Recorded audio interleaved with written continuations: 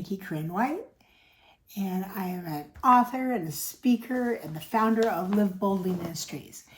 And I thought that we have a podcast and videos and YouTube channel and social media, all sorts of things like that. But I thought I would kind of break out of the podcast mold and just talk to you a little bit about one of the books, because this summer we are going to be doing a few of the recipes for our podcast.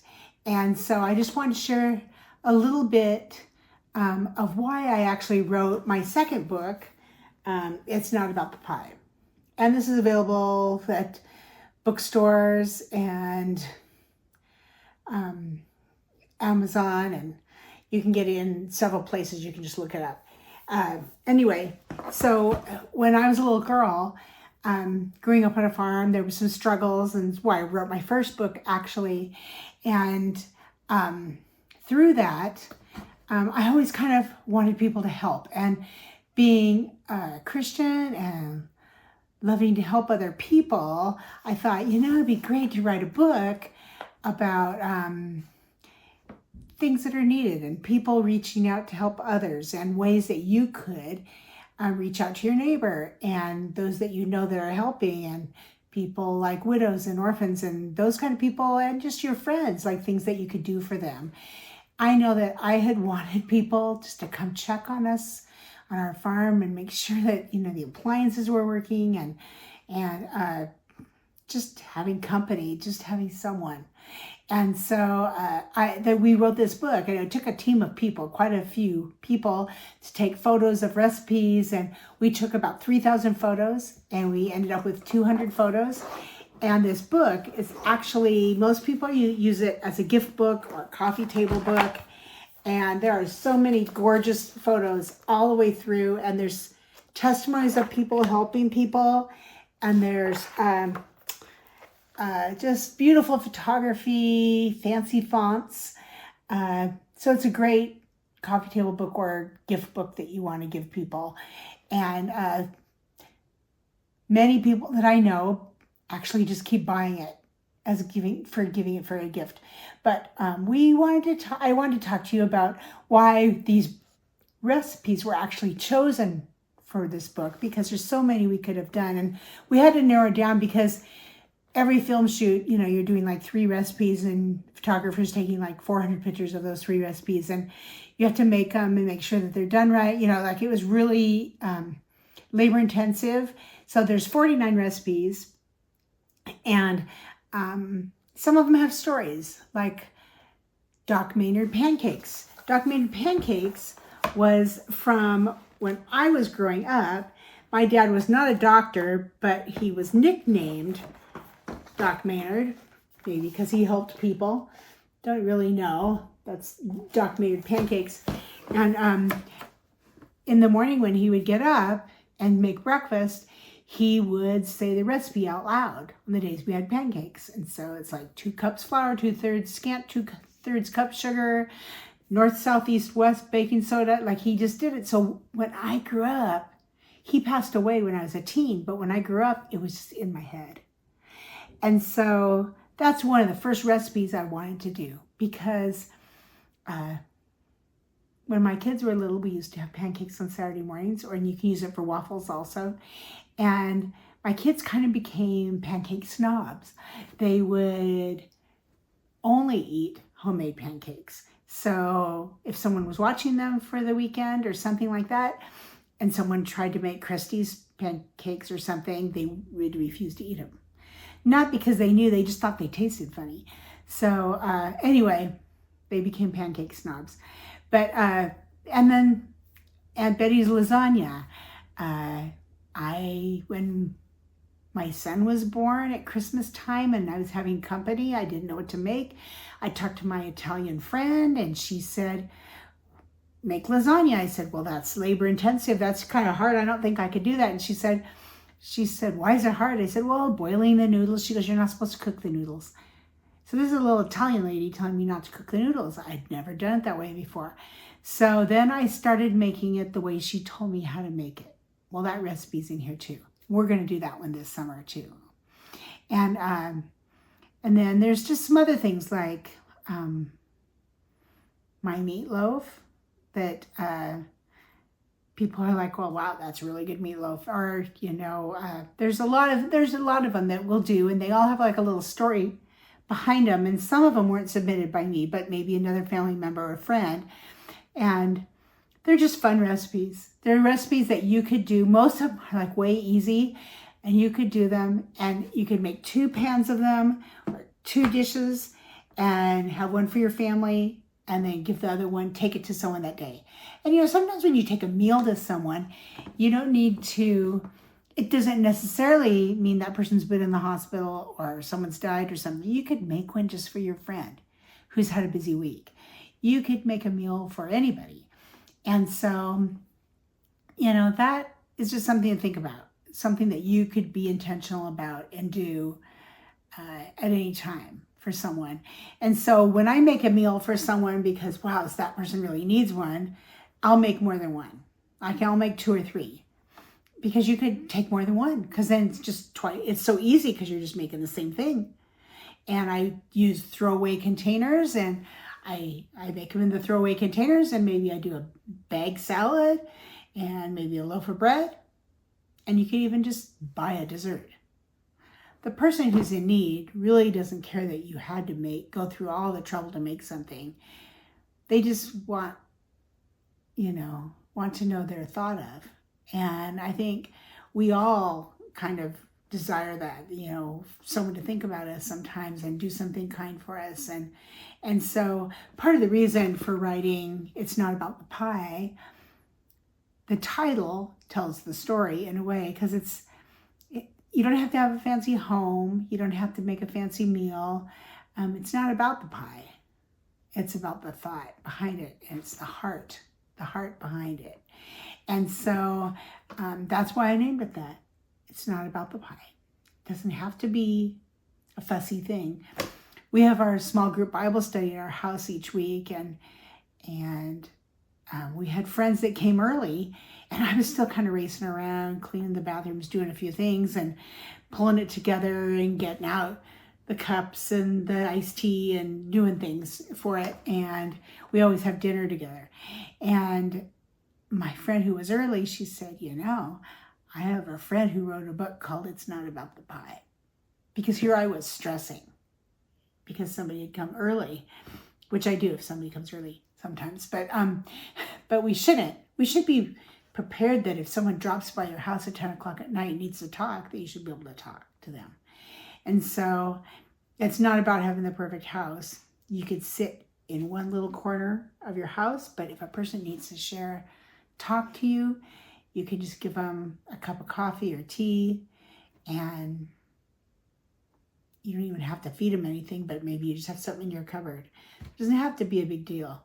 Or, when your bananas go bad, you make banana bread, but you've made it like 5 times in the past 2 months. Sometimes the bananas go bad quick. Then you just make extras. And I just always have it in my freezer. And then at church, I could just bring a loaf and I could just give it to somebody. And so there's so many little things like that you could do. And people are like, wow, somebody thought of me. Somebody cared about me. And so that's the purpose in this book. It also has testimonies of people who reached out to someone whose child was in the hospital, or just people who need to help someone. So you feel that sense of community, and there's ways that someone could help others, like that you wouldn't expect, or like there's a story of when we moved to a new city, and the person who didn't even know me, but she was someone's relative that knew we were moving there.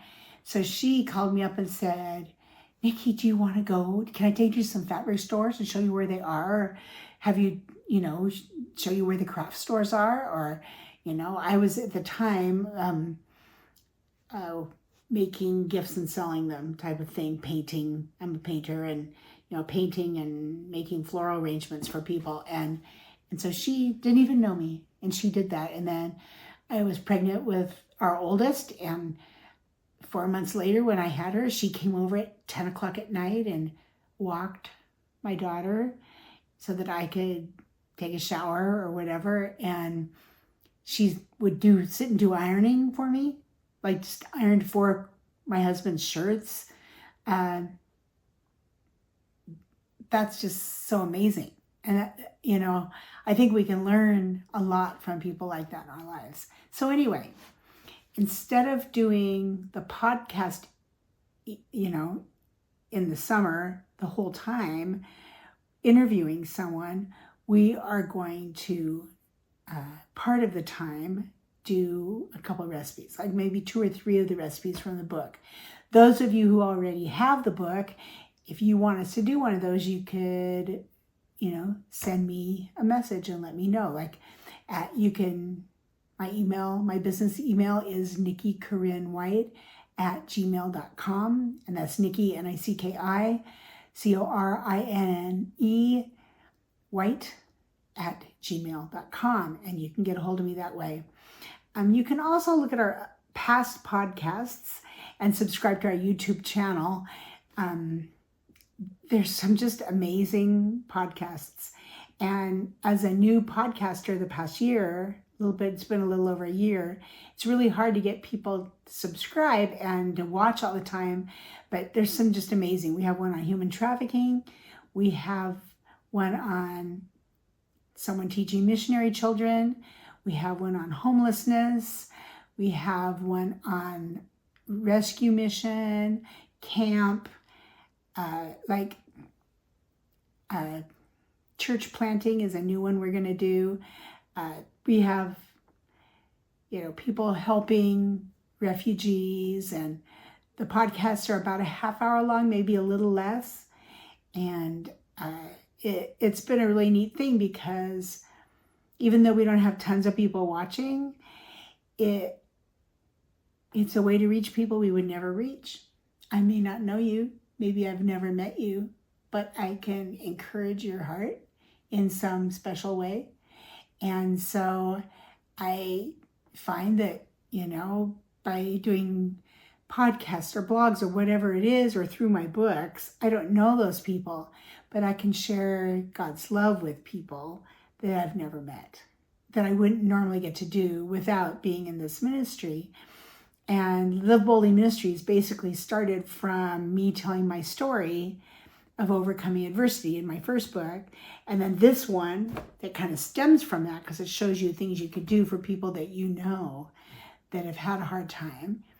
And then that kind of led to the third book, Bold Living Intentionally in Today's World, because we should all go out of our comfort zone and be purposeful in the things we do in life. So the whole ministry kind of ties together. So the question would be, what are you doing? Are you doing something each week where you're thinking of someone else and thinking, what could I do this week for someone? How could I help that person? Could I mow their front lawn that I've noticed hasn't been mowed for a while? In the winter, maybe you could scoop someone's sidewalk, or just give a call to someone, or send a little encouragement card to someone that you haven't talked to for a long time. Wow, that's a really cool thing. At the college that I went to, there was a year where we gave out, when you went into chapel, you had to go to chapel 3 times a week. They would give you these little cards, and they were called encouragement cards. They were these blue cards, and you could write to someone that week and then drop them off. And we did that for the whole year. And so sometimes you'd come back from your classes at 4 o'clock or something, and there in your dorm room, outside the door on the floor, was 3 cards. And it's like, wow, I got encouragement cards today. It's like, it just was an amazing thing. But I know we don't use snail mail as much as we used to, but at my mom's funeral, someone, when they spoke about her, shared that she, even though she only lived 8 miles from the person, she wrote.